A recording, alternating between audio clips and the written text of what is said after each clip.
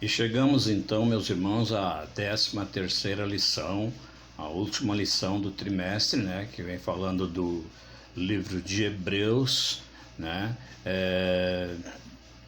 um livro que trouxe as mensagens, né, para os últimos dias, e uma das mensagens consta do nosso título da lição de hoje, que é Permaneça o amor fraternal.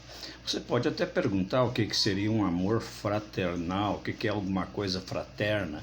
É uma coisa afetuosa, uma coisa de irmão para irmão mesmo, irmão para irmã. E isso seria uma coisa fraterna, né?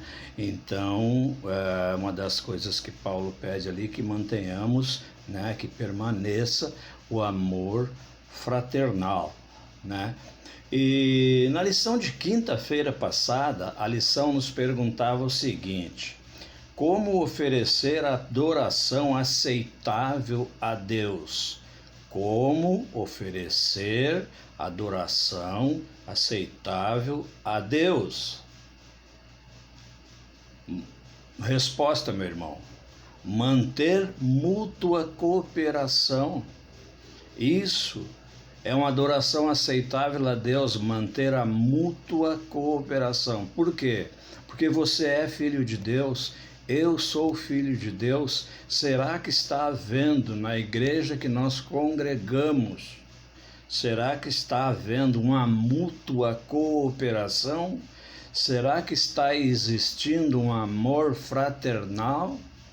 Eu diria para você, meu irmão, que o tempo se aproxima, Jesus está voltando e realmente não há mais tempo para hipocrisia. É duro, né? É duro, mas nós temos que conviver com a verdade, com a realidade, com as coisas que Deus tem nos ensinado ao longo dos anos e ao longo dos seus escritos, da Bíblia, mais precisamente, não é verdade?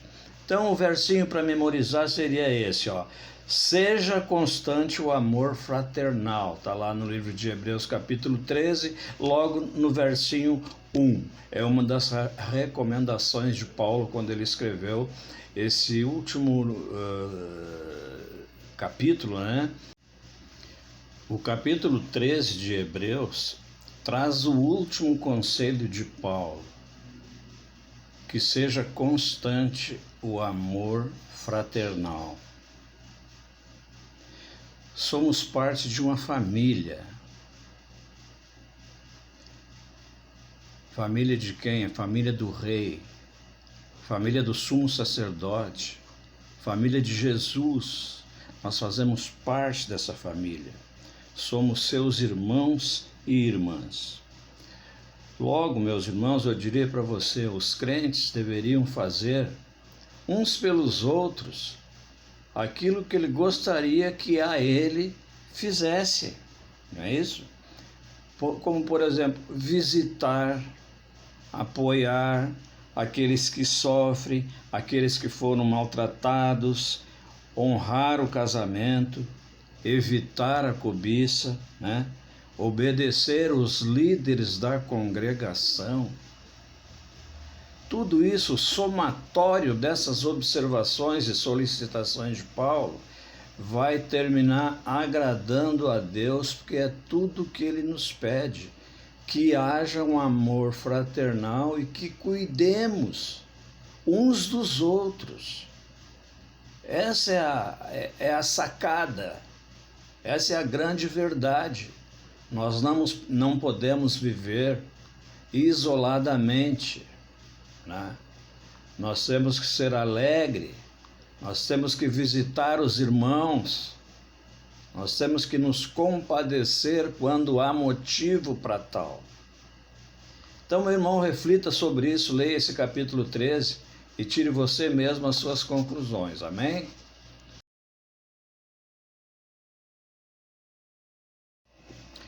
Meus irmãos, para entender a questão da formação da igreja primitiva, é bom que você leia alguns capítulos, alguns versos que eu vou lhe dizer agora.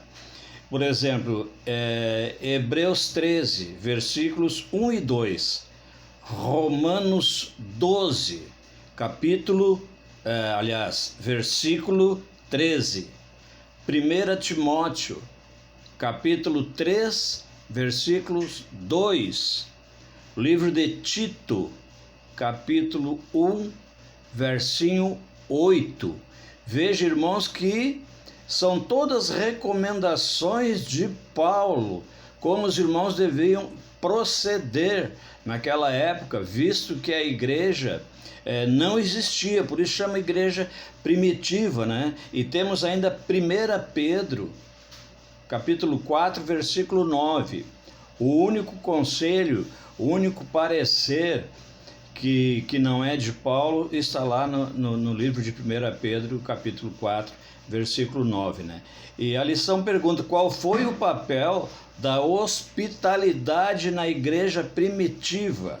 Ora, você está formando a igreja, né? Então, qual foi o papel da hospitalidade? Ela era simplesmente essencial, visto que naquela época o cristianismo era um cristianismo peregrino. Como não existia a igreja, existiam os caminhantes, os que não criam ainda. Então Paulo forma a igreja de Atos 2, ali a igreja primitiva, né? E daí vem os conselhos através desses livros que eu lhe falei, espero que você leia. O cristianismo foi realmente um movimento peregrino, que muitas vezes dependia da hospitalidade, tanto dos cristãos, né, como dos não cristãos. Oferecer hospitalidade implica em compartilhar os bens e sofrer também com outras pessoas, que é o que Jesus fez por ti e por mim, né? Paulo lembrou aos leitores o que eu já falei antes. Então veja que Paulo lembrou ali os leitores que deveriam tratar os outros, né, os outros irmãos e irmãs, como ele gostaria de ser tratado. Isso é, nós estamos falando aqui de hospitalidade. Então ele devia receber na casa dele os irmãos que eram peregrinos, né? E porque assim também ele gostaria de ser tratado, né? Então devia aquilo que nós falamos, né? Uma cooperação mútua, todos se ajudando, né? E assim foi formada então a igreja, né? E como eu disse e sempre digo, esses escritos, todos eles valem para nós hoje. Manter o amor fraternal, né? Ter carinho pelos irmãos, visitar aqueles que estão precisando de visita, eventualmente alguma coisa material, enfim, uma série de coisas. Não negar um sorriso para ninguém, não negar um cumprimento, né? Não negar um abraço, não deixar de cumprimentar. Sinceramente, irmãos, hoje, nas igrejas e na nossa também, as pessoas parecem que têm dificuldade de dar um abraço, têm dificuldade de te cumprimentar. Então, isso é amor fraternal? Quando eu digo Jesus está voltando, chega de hipocrisia, no nosso meio não cabe nenhum tipo de hipocrisia, eu estou querendo me referir a isso. Por que eu nego um abraço? Por que eu nego um sorriso? Por que eu nego um cordial bom dia, né, para um irmão? Isso não existe. Isso não é amor fraternal. Então, irmãos, pratiquemos a hospitalidade. Pratiquemos o amor fraternal. Amém?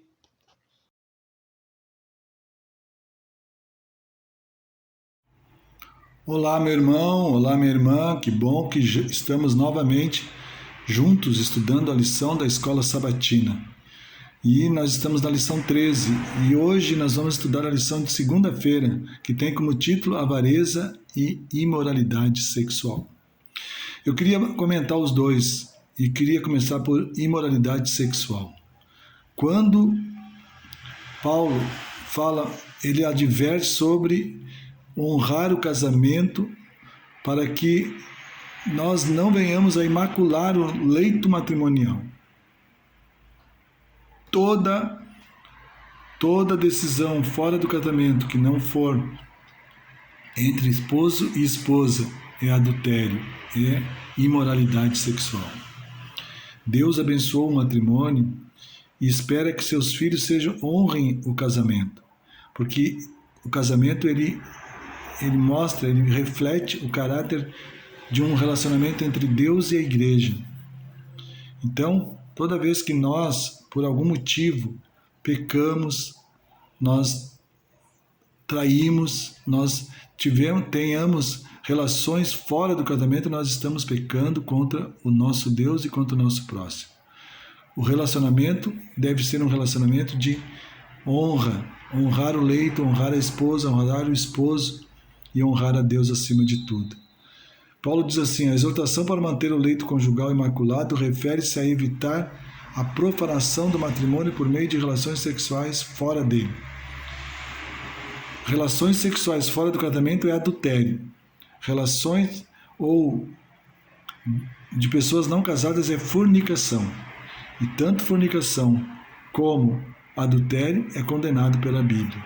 Nós devemos ter uma vida santa, pura, e mesmo dentro do casamento, relações sexuais ilícitas não são permitidas.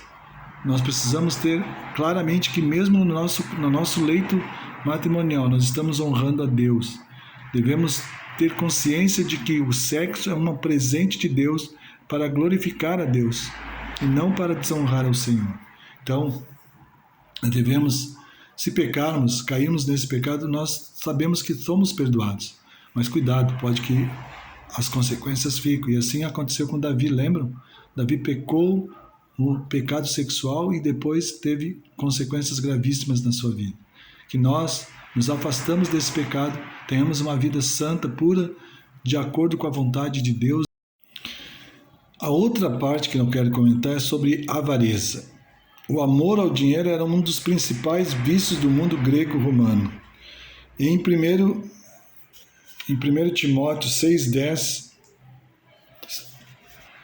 1 Timóteo 6,10 porque o amor do dinheiro é a raiz de todos os males, e alguns nessa cobiça se desviaram da fé a si mesmos e se atormentaram com muitas dores. Gente, passar aflições por causa do dinheiro, passar perdas, ter dificuldades, ter necessidades e não ter dinheiro, é muito ruim isso. Mas a avareza, aquela que a pessoa coloca, como diz aqui, o amor do dinheiro, não é que o dinheiro não é pecado. Mas quando nós colocamos o dinheiro numa perspectiva diferente do que a Bíblia nos ensina, nós temos princípios e certamente, o dinheiro não é princípio. Não é princípio ou está numa escala muito abaixo de todos, porque nós precisamos do dinheiro para nos sustentar, para pagar nossas contas, para alimentar, para se vestir, para morar, mas o dinheiro ele precisa ter o seu lugar. Ele precisa ter o seu lugar correto na nossa vida. Quando nós colocamos o dinheiro como uma meta, ser ricos, precisamos ter dinheiro, precisamos ter conforto, a gente pode incorrer num erro de estar pecando contra Deus. Diz assim: o Senhor é meu auxílio e não temerei. Que é que alguém pode me fazer? É uma referência apropriada àqueles que confiam em Deus e sabem que mesmo nas dificuldades, Deus sempre tem uma solução para a nossa vida.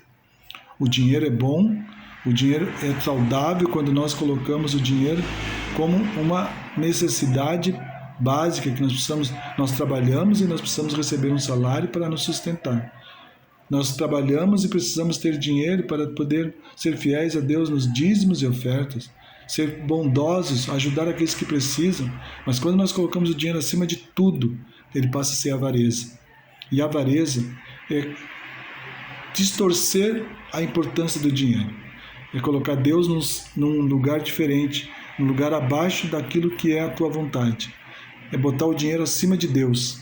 Se eu tiver que abandonar tudo por dinheiro, eu abandonarei, porque o dinheiro é muito importante. Muita gente pensa só em riqueza, dinheiro, conforto, fama, poder. Mas nós temos um Deus que nos ama, um Deus que morreu para nós, que é dono de todo o ouro, toda a prata. Se nós confiarmos em Deus, Ele vai nutrir as nossas necessidades básicas para a nossa vida. Que nós possamos entregar tudo nas mãos de Deus e se afastar da avareza.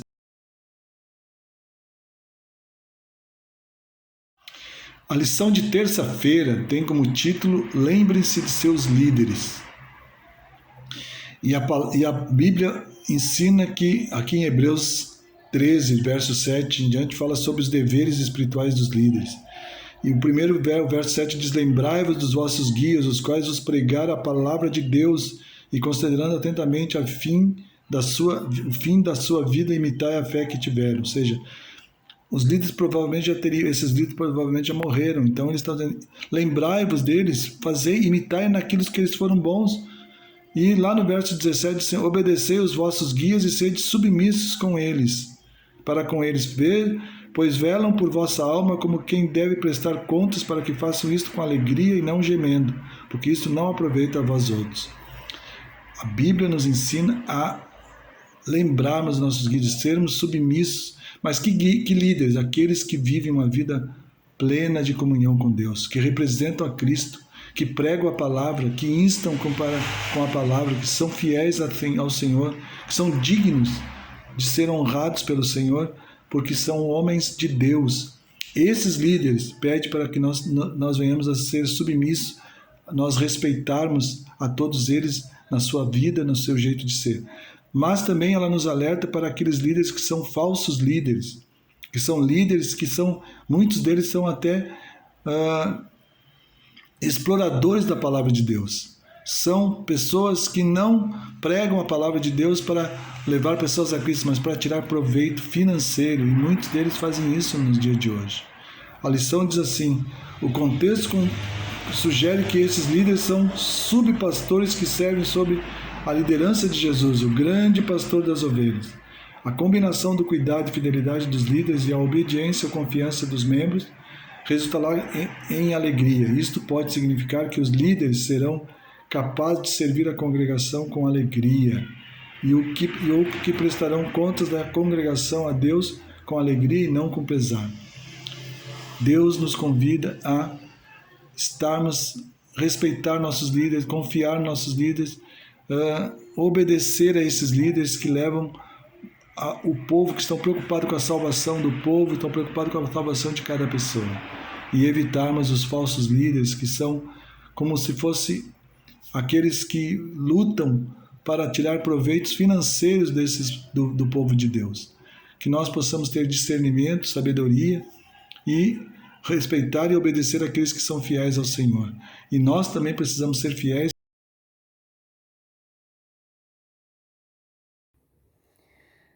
Olá, queridos irmãos, queridos amigos, mais uma vez estamos aqui para estudar a lição da Escola Sabatina. Essa semana coube a minha quarta-feira e a quinta-feira. Então, com o poder do Espírito Santo, vamos estudar quarta-feira. Aqui nos diz assim: permaneça o amor fraternal, é o título da lição, né? O que é mais importante é que a gente ame uns aos outros com amor fraternal, né? Entre os irmãos. Hoje, quarta-feira, cuidado com doutrinas diferentes e estranhas. Por isso que temos que ter conhecimento da palavra de Deus, para que ninguém nos engane. Vamos ler Hebreus, capítulo 13, de versículo 9 a 15. Vamos abrir a nossa Bíblia, vamos ler lá Hebreus 13, de 9 a 15. Não vos deixeis envolver por doutrinas várias e estranhas, porquanto o que vale é estar o coração confirmado com a graça e não com alimentos, pois nunca tiveram proveito os que com isso se preocuparam. Paulo está preocupado com os hebreus porque estavam fazendo rituais estranhos, né? Doutrinas estranhas. E Paulo está chamando a atenção para a graça de Cristo, que aquilo ali não ia ter valor nenhum para a salvação deles. Verso 10. Possuímos um altar do qual não tem direito de comer os que ministram no tabernáculo. 11. Pois aqueles animais cujo sangue é trazido para dentro do Santo dos Santos pelo sumo sacerdote, como oblação pelo pecado, têm um corpo queimado fora do acampamento. Paulo estava dizendo, mesmo aqueles que eram oferecidos pelo pecado eram queimados fora do acampamento e não eram comidos, né? Não era para alimento. Por isso foi que também Jesus, para santificar o povo pelo seu próprio sangue, sofreu fora da porta. Sabemos que Jesus, né, foi morto fora de Jerusalém, onde os assassinos, os blasfemadores, como Jesus Cristo foi contado como um blasfemador, eram mortos fora de Jerusalém, né? Era fora do arraial. Podemos dizer como o antigo povo, que era fora do tabernáculo, era fora do arraial. Verso 12. Por isso foi que também Jesus, para santificar o povo pelo seu próprio sangue, sofreu fora da porta. Saiamos, pois, a ele fora do arraial, levando o seu vitupério. Na verdade, não temos aqui cidade permanente, mas buscamos a que há de vir. Por meio de Jesus, pois oferecemos a Deus sempre sacrifício de louvor, que é fruto de lábios que confessam o seu nome. Bem, nós já estudamos assim, já vimos as principais coisas do capítulo 13, de 9 a 14, de 9 a 15, né? Que eu li um pouquinho a mais. Então, aqui a gente já pode responder, onde se obtém a graça? Se obtém a graça através do sofrimento de Cristo, da sua morte, porque Ele morreu por nós para nos dar vida eterna. Só a graça de Jesus tem poder para nos salvar. Mas também nós temos que aceitá-lo, né? Ele e os seus caminhos. Quem não aceita Jesus Cristo não pode ter salvação. Jesus foi coroado de glória em glória e de honra. Pela graça de Deus, provou a morte por todas as pessoas. Jesus Cristo morreu por todas as pessoas. E também nós precisamos ter certeza da graça de Cristo. Olha só o que diz a nossa lição lá no último parágrafo.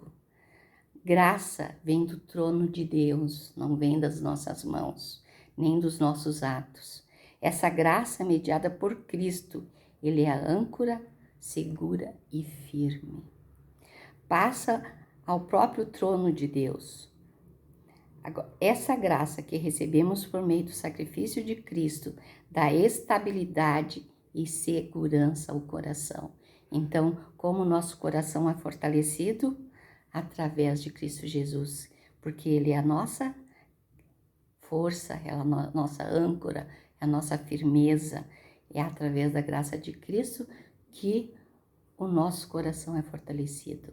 Mas também, queridos, nós precisamos estudar a palavra de Deus, estar em comunhão com Deus Pai, Deus Filho, Deus Espírito Santo. Porque sem isso nós não vamos ter força para guardar aqui, no nosso coração, tudo que aprendemos de Deus. Então, o nosso coração é fortalecido através da graça de Cristo, não é mesmo?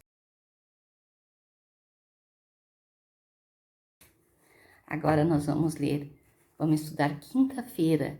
Quinta-feira é indo a Cristo fora do acampamento. O que isso quer dizer? Quer dizer que nós temos que seguir a Jesus fora do acampamento, onde Cristo sofreu e levou, os seus discípulos levaram a mensagem para outras pessoas fora de Jerusalém. Então nós temos que ir a Cristo fora do acampamento. Olha que a nossa lição nos manda ler. Mateus 10:38 eu escolhi para nós lermos, para não lermos muitas coisas, né? E quem não toma a sua cruz e vem após mim, não é digno de mim. Então nós temos que tomar a nossa cruz e ir com Jesus fora do acampamento. Eu quero ter bem certeza que vocês entenderam. Então eu também escolhi para lermos Gálatas 2:20. Vamos ler Gálatas 2:20. Logo já não sou eu quem vive, mas Cristo vive em mim. E esse viver que agora tenho na carne, vivo pela fé no Filho de Deus, que me amou a si mesmo e se entregou por mim. Então, viver indo a Cristo fora do acampamento é aceitá-lo, nos entregarmos a Ele completamente, como Paulo disse. Agora não vivo eu, mas Cristo vive em mim. Oxalá possamos dizer isso de nós, né? Agora não vivo eu, mas Cristo vive em mim. Jesus sofreu na cruz fora de Jerusalém, que enfatiza a vergonha lançada sobre ele. Ele foi condenado como alguém que blasfemou de Deus e, portanto, foi repudiado e executado fora da cidade. Queridos, precisamos amar a Jesus de todo o nosso coração e sair fora do acampamento e fazer a vontade de Deus, né? Moisés também escolheu esse caminho. Não ficou lá no Egito, saiu fora do Egito e levou com ele, sofreu todas as consequências, mas ele tinha na mente a vida em Jesus Cristo. Hebreus sugere que a presença divina agora está fora do acampamento. Seguir Jesus fora do acampamento significa não apenas levar a mesma desonra ou vergonha, mas também ir ao Salvador. Ir ao Salvador. Nós precisamos ir ao Salvador. E para terminar a lição de quinta-feira, eu quero ler com vocês o que Ellen White diz lá em Testemunhos para a Igreja, volume 5. Só um parágrafozinho que eu tomei nota para nós lermos e entendermos bem a nossa missão. Quem vai se consagrar à obra de Deus? Ela pergunta. Onde estão os cristãos? Onde os que têm conhecimento da verdade e amam a Jesus e as pessoas pelas quais ele morreu? Onde estão essas pessoas? O suficiente para negar a si mesmo e escolher a parte sofredora da religião e sair do arraial suportando o opróbrio da cruz. Onde estão essas pessoas, né? Para sair do arraial e levar a mensagem aos que estão fora do acampamento. Aqueles que não conhecem a Deus, aqueles desfavorecidos, como a Ellen White chama, né? Nós sabemos. Queridos, que Deus nos abençoe e que Deus nos encha com o seu santo poder, do seu Santo Espírito, para que nós possamos entender muito bem a palavra, termos conhecimento, para que ninguém nos engane, mas esse conhecimento nós temos, né, também. Temos que ajudar os outros. Fique com Deus, irmãos queridos e amigos, e até a próxima semana.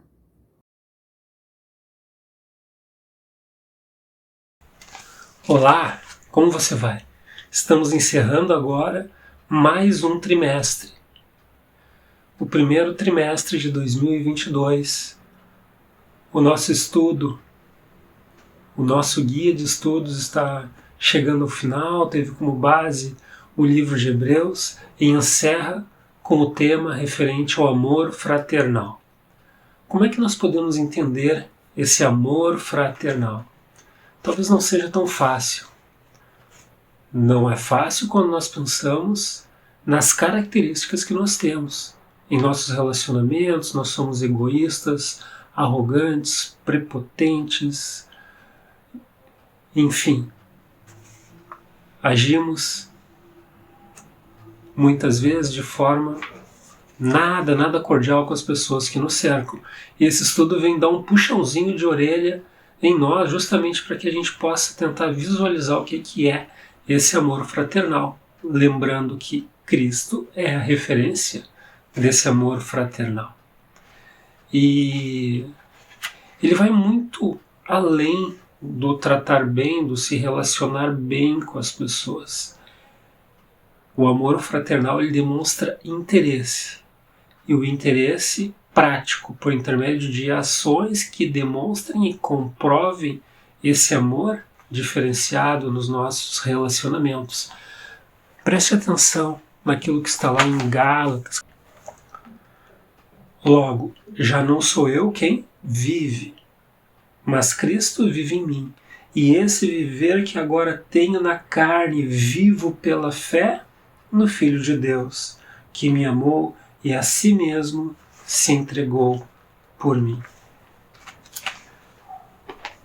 Se nós temos alguma atitude digna que demonstre esse amor fraternal, ele não vem de nós próprios, de forma direta, e sim do nosso entendimento e compreensão do amor delegado por Cristo. E é claro, a lição colocou vários exemplos do que significa esse amor fraternal. E ali nós temos a questão da hospitalidade, o aspecto relacionado a estar presente, visitar os fragilizados, é mencionado a questão dos que estão encarcerados, dos presos, também aquelas pessoas que sofrem maus tratos. E como nós temos hoje esse cenário dos maus tratos, ele é muito intenso. Revela também a questão relacionada ao matrimônio, enfim. Que você possa ter entendido que o amor fraternal não brota de nós mesmos. Ele é fruto decorrente do nosso entendimento do amor de Cristo em nossas direções. Como reflexo disso, nós disseminamos isso para as outras pessoas. Lembrando sempre, não apenas de forma verbalizada, mas em forma de ação legítima. Foi muito bom ter acompanhado com você o estudo desse trimestre. Nos encontramos na semana que vem com mais um novo tema para o trimestre. Te esperamos lá. Tchau, tchau. Neste momento, Pai, oro por esse que me ouve e que está trilhando a caminhada cristã. Muitas vezes tem tropeçado, caído, se machucado. Muitas vezes o desânimo tem dado razões para desistir. Por favor, segura na mão desse teu filho, desta tua filha. Que sejam vencedores, Pai, em Cristo Jesus. Amém.